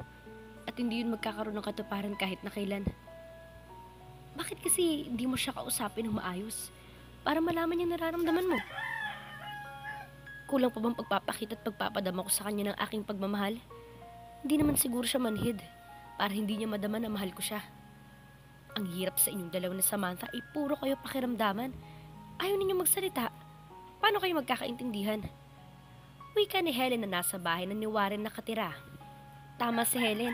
Magpakalalaki ka pa rin pagtapat mo ng harapan kay Samantha ang pagmamahal mo sa kanya. Payo ni Warren. Paano pa ako magtatapat sa kanya kung naniniwala siya na malas ako sa buhay niya? Laksan mong loob mo. Kung di mo yan gagawin, ay pareho kayong naghuhulaan. Daig pa ninyo naglalaro ng tagu-taguan. Para kayong mga bata sa ginagawa niyong yan. Muling sabi nito sa kanya. Papakalasing na lang muna ako. Baka sakaling magkaroon ako ng lakas ng loob kapag namanhid ng buong katawan. Sunod-sunod niyang tinungga ang laman ng basong sinalinan nito ng alak. At pagkatapos niyang makapitong tagay, ay nakatulog na siya ng mahimbing. Pinagtulungan ni Warren at Helen na ipasok sa loob ng kanilang kwarto si Adrian. Ang mabuti pa ay tayo nilang magsabi kay Samantha ng nararamdaman ni Adrian. Wika ni Helen kay Warren. Mabuti pa nga siguro. Parehong mahiyain ang dalawang yan, kaya walang mangyayari sa kanila. Ayon ni Warren sa sinabi ng kasintahan. Mabilis na nagbihis ang dalawa at pagkatapos ay nagpunta sila sa ospital na kinaroroonan ng mag-inang Samantha at Liam. Nagulat pa si Samantha sa kanilang pagdating. Paano ninyong nalaman na nandito kami? Tanong ng dalaga kina Warren at Helen. Nagpunta si Adrian sa bahay at sinabi niya sa amin ang nangyari kay Liam. Sagot ni Warren sa kanya. Bakit napasugod kayo? Madaling araw na. Sana'y nagpabukas na lang kayo para hindi na abala ang inyong pagtulog. Okay naman na si Liam. At bukas ng hapon ay pwede na siyang ilabas. Muling sabi niya sa mga ito. Napasugod kami. Dahil kay Adrian? Sabi ni Helen. Bakit? Paano si Adrian? Biglang nakadama ng pag-aalalang tanong ni Samantha sa mga ito. Iniwan naming dalawa si Adrian sa bahay, lasing na lasing, at parang magwawala ang puso dahil sa sama ng loob. Wika nito. Anong ibig mong sabihin? Sinong nakasamang loob ni Adrian? Helen, ikaw na ang magsabi dito kay Maring Samantha? Baling nito sa nobyo. Samantha, ikaw ang dahilan kung bakit nagpakalunod sa alak si Adrian? Wika ni Helen sa kanya. Ano naman ang kinalaman ko sa kanyang paglalasing? Mahal na mahal ka ni Adrian. At kung maaari lang, gusto kanyang pakasalan. Ngunit hindi niya magawang sabihin sa'yo nararamdaman dahil akala niya ay balewala sa'yo. Sumama ang kanyang loob na sabihin mo na siyang malas sa buhay mo. Mahabang sabi ni Helen sa kanya. Hindi ko sinasadyang sabihin ng ganun. Nabigla lang ako dahil sa labis na pag-aalala ko kay Liam. Saka, paanong nangyari na akong mahal niya? Gayong kayong dalawang magkasintahan. Hindi makapaniwalang sabi niya kay Helen. Hindi totoong mag-boyfriend sa ni Adrian at Helen. Dahil ang totoo ay kaming dalawa ang may relasyon. Ikaw ang mahal ni Adrian. Kaya huwag mo na sanang pahirapan ang kaibigan natin. Alam ko naman na mahal mo rin siya. Sabi ni Warren sa kanya. Bakit hindi siya nagsabi sa akin ng tungkol dyan? Dahil nahihiya siya sa'yo. Nahihiya? Hinalikan niya ako pagkatapos nahihiya pa siya sa akin? Samantha, kalimutan mo na sana ang lahat ng masamang nangyari para makapagsimula kayo ng panibagong buhay ni Adrian. Hiling ni Helen sa kanya. Nasaan ba siya ngayon? Nasa bahay namin. Si Warren ang sumagot sa kanya. Sabihin mo sa kanya na siyang magsabi ng kanyang nararamdaman sa akin. Pero okay na sa'yo si Adrian? Makulit na tanong nito sa kanya. Saka ko nalang sasagutin ang tanong mo kapag nagawang magtapat sa akin ni Adrian. Sasabihin namin dalawa kay Adrian ang pag-usapan natin ngayon. Tuwang sabi ni Warren sapagkat alam na may pag-asa ang kaibigan sa kanya. Umaga na nang magising si Adrian at sinabi agad ni Warren at Helen sa kanya ang magandang balita. Ano? Pinuntahan niyo si Samantha at sinabi niyo sa kanya totoo? Biglang napalakas ang boses na tanong ni Adrian sa mga ito. Oo, alam na ni Samantha ang nararamdaman mo para sa kanya. Paano pa ako haharap sa kanya?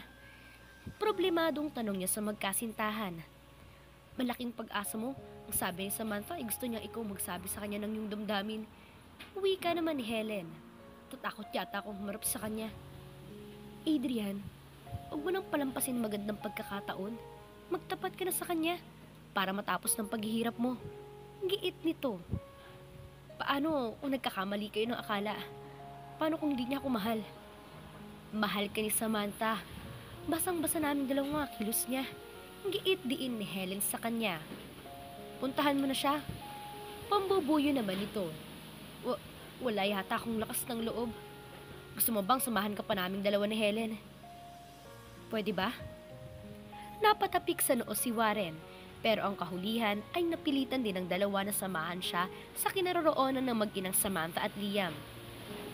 Ikaw na lang papasok sa loob. Baka may istorbo pa kami sa inyo. Sabi ni Warren nang makarating silang tatlo sa ospital. Paano si Liam? Kami nang bahala sa bata. Wika naman ni Helen. Mapipilitan din pala tayong pumasok sa loob. Wika nito sa kasintahan. Di pumasok na tayong tatlo. Ano pang hinihintay natin? Tanong ni Helen sa kanila. Kahit na kinakabahan ay napilitan si Adrian na sumunod kina Helen at Warren nang pumasok ang mga ito sa loob ng kwarto na kinaroroonan ni Samantha at Liam. Halika na. Wika nito sabay hilas sa kanya. Napangiti naman si Samantha nang makitang hinila ni Warren sa Adrian papasok sa loob. Para siyang bata na hindi mapakali at hindi alam ang gagawin habang nakatingin lang sa kanya ang babaeng naghihintay ng kanyang mga sasabihin. Adrian, tatayo ko na lang ba dyan? Untag sa kanya ni Helen. Ang mabuti pa ay lumabas na tayong lahat at hayaan natin na makapag-usap ang dalawang to. Wika ni Aling Maria nang makitang nagkakahiyaan silang dalawa. Warren, kumiram ka ng wheelchair para kay Liam. Utos ni Helen dito. Nagmamadali namang tumalima si Warren, pero naiinis na sa kanya ang kaibigan dahil sa kanyang katorpehan. Adrian, lumapit ka kay Samantha para naman kayong hindi magkakilala ng lagay na yan eh. Nanunuksong sabi ni Helen sa kanya. Pagkaraan pa ng ilang sandali ay nagbalik si Warren. Mabilis nitong inuupo si Liam sa dalang wheelchair. Maiwan kayo dito. Ilak mong pinto, Helen. Inis na sabi ni Warren. Napahagik-gik ng tawa sa Samantha at lalo naman kinabahan sa Adrian nang makaalis ang kanilang mga kasama. Huwag mong sabihin sa akin na tatayo ko lang dyan at wala kang gagawin kung hindi titigan ako. Hindi nakatiis na sabi ni Samantha kay Adrian. Samantha, may sasabihin ako sa'yo at huwag ka sana magagalit sa akin. Di ko ginustot, hindi ko sinadya na matutuhan kitang mahalin. Pinamumulahan ng mga pisnging sabi ni Adrian sa kanya. Bakit ngayon mo lang sinabi sa akin na mahal mo ko? Bakit pinaghintay mo pa ako ng matagal? Tanong niya rito. Dahil naiilang ako sa kalagayan nating dalawa. Kumari kita at kaibigan kong matalik ang iyong asawa. Inaanak ko pang anak mo. Sagot nito. Hindi naman hadlang ang mga yun para sa dalawang puso nagmamahalan, hindi ba? Ang ibig mo bang sabihin ay mahal mo rin ako? Mahal na mahal. Noon pa man, Adrian. Talaga? Hindi mo ba nadamang nararamdaman ko sa'yo nang halikan mo ako kagabi? Naramdaman kong mainit mong pagtugon, ngunit ayokong umasa para lang mabigo. Adrian, yakapin mo ko, talikan. Para malaman mo na hindi ka mabibigo. Malambing na sabi niya rito. Samantha, kitagal kong hinais sa mga sandaling ito. Halos pabulong na sabi nito bago siya niyakap at mainit na hinalikan. Mahal na mahal kita, Adrian. Patawarin ako ng kaluluwa ni Peter. Ngunit gusto kong malaman mo na matagal na kitang gusto. Pinigilan ko lang sarili ko noon dahil alam kong kasalanan ng ibigin ka. Pero ngayon ay wala nang makakapigil sa akin para ipadama sa yung pagmamahal na yun. Ang laki kong hibang. Pinahirapan ko pang aking sarili gayong may katugon palang pag-ibig ko sa puso mo. Maligayang sabi nito bago muling siniil ng mainit na halik ang kanyang mga labi. Nagkaunawan ang kanilang mga puso at damdamin at makaraan lang 2 buwan ay idinaos ang pag-iisang dibdib ni Adrian at Samantha. Hindi na nagawang tumutol ng ina ni Adrian sapagkat alam ni Elena na si Samantha ang tanging kaligayahan ng bunsong anak. Makalipas pa ang 1 taon ay masaya nang nagsama-sama ang mag-asawa at meron na silang napaka-cute na anak na babae na si Amira. Wala nang mahihiling pa ang mag-asawa sapagkat masaya at puno ng pagmamahal ang kanilang pagsasama. At dito na po nagtatapos ang ating kwento. Sana ay muli ninyo akong samahan sa series story na nais kong ibahagi sa inyo. Maraming salamat po.